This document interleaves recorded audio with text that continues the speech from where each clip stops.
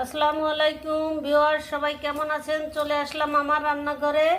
আজকে আমি বিস্কিট তৈরি করব, সেই জন্য আমি নিয়ে নিয়েছি এরকম একটা বোল বাটি স্টিলের। এখন আমি এটাতে এরকম কাপের 2 কাপ চিনি দিয়ে দিব। এই যে এরকম মেজারমেন্ট কাপ আছে, এই কাপের 2 কাপ চিনি দিব। মিষ্টিটা আপনাদের পছন্দ অনুযায়ী দিবেন। এখন এটার মধ্যে দিয়ে দিব আমি 1 চিমটি লবণ, আর দিয়ে দিব 1 চামচ বেকিং পাউডার বা বেকিং সোডা। আপনাদের কাছে বেকিং পাউডারটা থাকলে পাউডারটা দিবেন। এই যে আমি দিয়ে দিলাম এতটুকু পরিমাণ, 1 চামচ পুরো দিব না। এই যে দিয়ে দিলাম। আর দিব আমি 3টা ডিম নিয়েছি, 3টা ডিম আমি ভেঙে দিয়ে দিব। এই যে দিয়ে দিলাম আমি ডিম, এক এক করে আমি সবগুলোকে ভেঙে নিচ্ছি।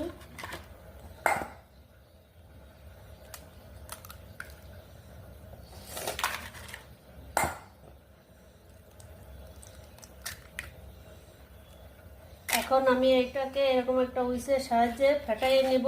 আপনাদের কাটা এটা না থাকলে কাটা চামচ দিয়েও ফাটাইতে পারেন।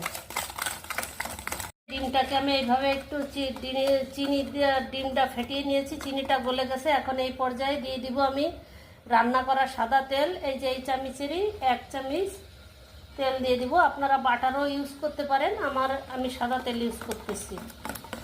বাটার ইউজ করলে অসুবিধা নাই, সাদা তেল ইউজ করলেও অসুবিধা নেই, আপনাদের ইচ্ছা।